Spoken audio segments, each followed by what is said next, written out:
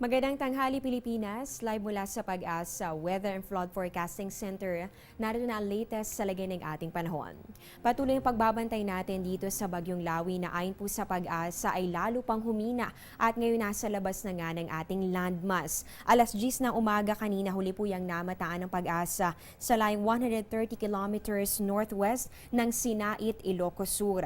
Taglay po nito ang lakas ng hangin nga abot ng 150 kilometers per hour at pabugso nga abot naman ng 185 kilometers per hour. Inaasahan po natin ang pagkilos ng bagyo ay pa west-northwest pa rin sa bilis na 21 kilometers per hour.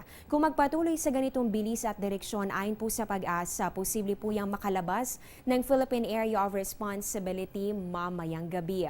Pero habang patuloy naman po ang paglayo nito, dito po yan sa ating landmass ay nabawasan naman kahit papano itong mga lugar na nasa ilalim ng Tropical Cyclone Warning Signal. Nakataas po ang signal number 2 dito yan sa Ilocos Norte, Apayao, Abra, Ilocos Sur at ganun din sa Calayan Group of Islands. Nasa ilalim rin po ng signal number 1 naman ito pong Batanes Group of Islands, Cagayan, Kalinga, Isabela at ganoon din po ang Quirino. Kabilang din dito ang Northern Aurora, Mountain Province, Ifugao, Nueva Vizcaya at ganoon din sa Benguet. At nasa ilalim din po ng signal number 1 ang La Union, Pangasinan at ganoon din ang northern part ng Zambales. Dito po posibleng maranasan ang lakas ng hangin nga abot ng 30 to 60 kilometers per hour sa loob po yan ng 36 hours. Para po sa mga areas na aking nabanggit, para po dyan sa signal number 2, ayon po sa Pag-asa, mararanasan ninyo ang stormy weather. Ibig sabihin po nito, masungit ang panahon dahil pa rin po yan sa direktang epekto ng Bagyong Lawin. Para naman sa areas under signal number 1, inaasahan po natin ang malalakas na pag-ulan na may kasama pang bugso ng hangin. Dito naman sa natitirang bahagi pa ng Luzon hanggang dito po sa Western Visayas, mararanasan ang maulap na kalangitan na magdudulot ng mahina hanggang sa katamtamang pag-ulan at mga pagkidlat pagkulog. At dito naman sa nalalabing bahagi pa ng ating bansa, asahan ang bahagya hanggang sa maulap na kalangitan na meron pa rin pong chances nitong mga pulupulong pag-ulan o pagkidlat pagkulog.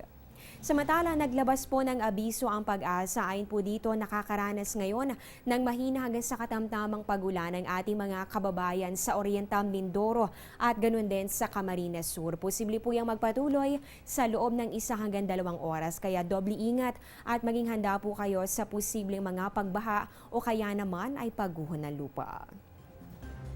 Diyan lamang po kayo, magbabalik kami matapos ng isang paalala.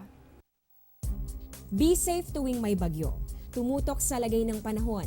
Manatili sa loob ng bahay at lumayo sa mga bintana para di masugatan kung nabasag ang mga ito. Maging handa sa posibleng brownout. Sa paglikas, siguraduhin nakapatay ang main switch ng kuryente, mag-head count at dalhin ang survival kit. Kung nasa labas, umiwas sa mga puno, poste at anumang bagay na maaaring tumumba o mahulog. Maging laging handa para mailigtas ang sarili at ang pamilya. Sa puntong ito naman, silipin natin ang epekto ng Bagyong Lawin sa mga piling lungsod ng bansa. Kung kayo po ay nanonood from Cabanatuan, dito rin sa Calapan, Mindoro, Kalayaan Group of Islands, Dumaguete o Rojas Capiz, inaasahan po natin magiging maula pa rin ang kalangitan kaya paghandaan pa rin ang posibilidad ng mga pag-ulan o pagkidlat pagkulog. Ang temperatura sa pagitan ito ng 23 to 32 degrees Celsius.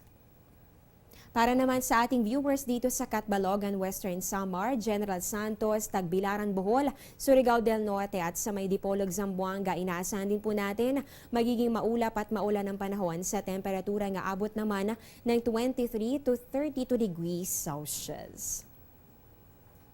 At ngayon naman silipin din po natin kung makikiayon kaya sa inyong lakad ang inaasahang lagay ng panahon sa tourist destinations ng bansa.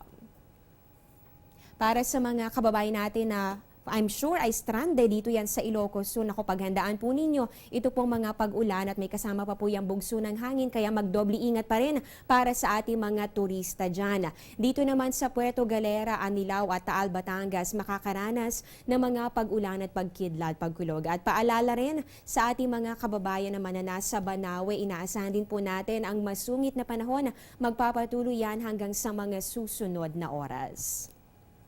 At dito naman sa Naga City, El Nido at Boracay makakaranas din ng cloudy skies with rain showers and thunderstorms. Pero dito naman sa Camiguin, good news po para sa mga kababayan nating pupunta dyan.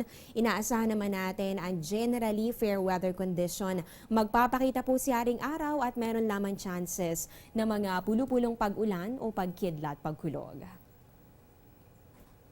Yan muna ang latest mula dito sa Pag-asa. Manatiling nakatutok sa Panahon TV kung saan walang pinipiling panahon ang pagbibigay impormasyon. Ako po ang inyong weather lover, Amor La Rosa. Magandang umaga at mag-ingat po kayo.